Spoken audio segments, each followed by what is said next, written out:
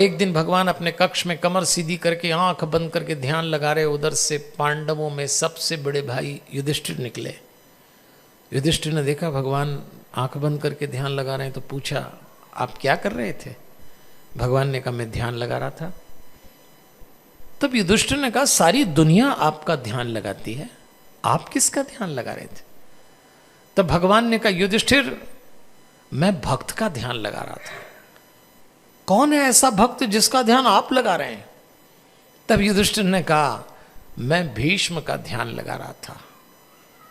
और तुमसे भी कहूंगा युधिष्ठिर, भीष्म जैसे भक्त दुनिया में दोबारा नहीं आते। भीष्म को इच्छा मृत्यु का वरदान प्राप्त है। युद्ध के 10वें दिन अर्जुन ने उनके शरीर पे इतने तीर मारे कि 2 अंगुल जगह भी नहीं बची कि वो खाली रह जाए। आज वो शरशैया पे लेटे हुए हैं। सूर्य उत्तरायण पे आएगा, भीष्म प्राण छोड़ देंगे। तुम लोग चलो और उनसे राजधर्म का ज्ञान प्राप्त कर लो। भगवान 5 पांडव को लेके आए। शरशैया, शर तीरों को कहते हैं, शैया पलंग को कहते हैं। पूरे शरीर में तीर लगे लेटे हुए भीष्म पितामह, वो शिविर था। जैसे ही भगवान के साथ पांडवों को आते देखा, भीष्म विचार करते हैं आज हाथ उठा के भगवान को प्रणाम कर लूं, पर हाथों में इतने तीर लगे हाथ नहीं उठते। ये भीष्म के वही हाथ थे जो रणांगन में शस्त्र उठाते थे तो बड़ी बड़ी सत्ताएं पराजित हो जाती। वो भीष्म आज हाथ उठा के प्रणाम भी नहीं कर पा रहा। भीष्म ने सोचा मस्तक झुका के प्रणाम कर लूं, तीर लगे थे मस्तक भी नहीं झुकता। इसको बुढ़ापा कहते हैं देवियों और सज्जनों। शरशैया का दूसरा नाम वृद्धावस्था है। हम जितने लोग यहां बैठे हैं, एक दिन सबको बूढ़ा होना है, बचेगा कोई नहीं। जो आज जवान है वो कल बूढ़े होंगे, जो आज बूढ़े वो कल जवान थे, और हर बूढ़े को शरशैया पे लेटना है। आज भीष्म इतने लाचार कुछ कर नहीं सकते, और ये दिन हम सब देखेंगे। जिन लोगों ने अपनी जवानी में धमक के धरती पर पैर रखा हो, वो इसी बुढ़ापे में अपने घर में 2 कदम नहीं चल पाएंगे। ये दिन देखना पड़ेगा। जिन लोगों ने इन बाहों से पूरी दुनिया भर ली हो, एक दिन आप देखेंगे अपने हाथ से खाना भी नहीं खाएंगे। बुढ़ापे में उसके लिए भी दूसरा लगेगा। जिन नेत्रों से आपने सारी दुनिया के दृश्य अपने आंखों में भरे होंगे, बुढ़ापे में अपने पास का नाखून भी नहीं देख पाएंगे। आज भीष्म इतने लाचार थे, सोचते हैं क्या करूं, कैसे भगवान को प्रणाम करूं। नेत्रों से प्रणाम किया। तब भगवान ने पास आके कहा भीष्म जी आप थोड़े दिन में प्राण त्याग देंगे। मैं युधिष्ठिर को लाया हूं, ये राजा बनने वाला है। पांडव आपकी शरण में आया, आप इनको राजधर्म का ज्ञान दीजिएगा। तो भीष्म ने कहा ठीक है, मैं राजधर्म का ज्ञान तो दे दूंगा, पर मेरा एक प्रश्न है। प्रश्न यह है कि मैंने कभी कोई ऐसा काम नहीं किया जो अनुचित हो।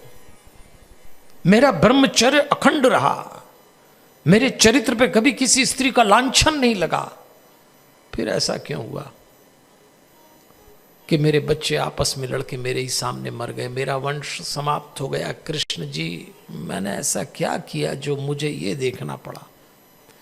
जो सवाल भीष्म ने भगवान से पूछा, यही सवाल हम सब अपने जीवन में, हमारे जीवन में जब कोई अनहोनी हो जाती है, अपने प्रिय व्यक्ति की अचानक मृत्यु हो जाती है, कारोबार में गिरावट आए, अचानक ऐसा लगे कि स्वास्थ्य खराब हो गया, हम पहला पत्थर भगवान को मारते हैं, हे भगवान हमने कभी किसी का बुरा नहीं किया, फिर हमारे साथ ऐसा क्यों हुआ? अब भगवान जो उत्तर देते हैं वो सुनिए।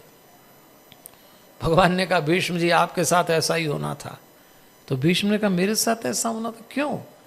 तो भगवान कहते हैं आपके साथ इसलिए ऐसा होना था कि ये जो द्रौपदी उस दिन चीख चीख के कह रही थी मेरी रक्षा करिए, आपने उस दिन गर्दन नीचे कर ली। समर्थ व्यक्ति परिवार में या किसी व्यवस्था में अनुचित होता देखकर अपने आप को पीछे खींच ले, मेरी दृष्टि में वो पाप है। आपसे ये पाप हुआ तो दंड भुगतना पड़ेगा।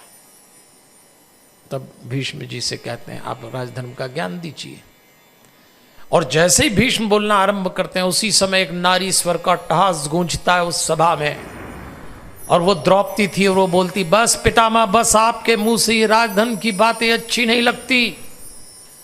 ये राजधर्म उस दिन कहां चला गया था जब भरी सभा में दुर्योधन के आदेश से दुशासन ने मेरे वस्त्रों पे हाथ डाला। मैं चीखी थी, गिड़गिड़ाई थी, चिल्लाई थी। मैंने अपना मस्तक आपकी राजगादी की चौखट पे पटका था।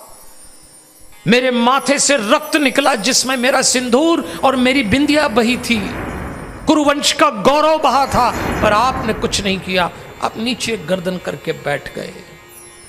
तब मैं चीखी चिल्लाई, हे कृष्ण, हे कृष्ण। और ये आए थे। यदि उस दिन आप कुछ नहीं कर सकते तो आज आप राजधर्म की बात कैसे कर सकते हैं? यदि उस दिन आपका राजधर्म चुप था तो आज कैसे बोल सकता है? सन्नाटा छा गया। लेकिन हमारे कृष्ण जो हैं विसंगतियों का मूर्तिमान पुंज हैं।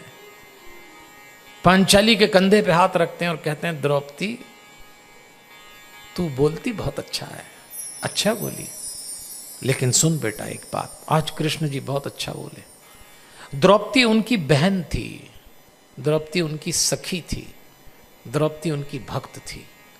उन्होंने कहा, द्रौपदी तूने आज इस व्यक्ति पे आरोप लगाया है, पर याद रखना द्रौपदी, किसी भी मनुष्य को एक घटना को देखकर मूल्यांकन मत करना। प्रत्येक मनुष्य घटनाओं का जोड़ होता है। खंड खंड करके मत देखना। एक स्थिति में कोई मनुष्य ऊपर दिखेगा तो वही किसी और स्थिति में नीचे गिरा दिखेगा। यदि किसी का सही मूल्यांकन करना हो तो जोड़ के करना, तोड़ के करोगे तो चूक जाओगे। ये जो व्यक्ति तेरी घटना में अपराधी दिख रहा है, ये अपने ज्ञान, ब्रह्मचर्य और आचरण में श्रेष्ठ है।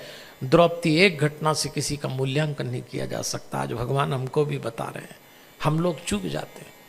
हमारे साथ किसी ने कुछ बुरा किया, हम कहते हैं आदमी खराब। आपको क्या मालूम है क्या हुआ है? आदमी घटनाओं का जोड़ है। जब भी किसी का मूल्यांकन करो, जोड़ के करो। तब उन्होंने कहा, बोलिए। और भीष्म ने राजधर्म का ज्ञान दिया और भीष्म ने देह त्यागी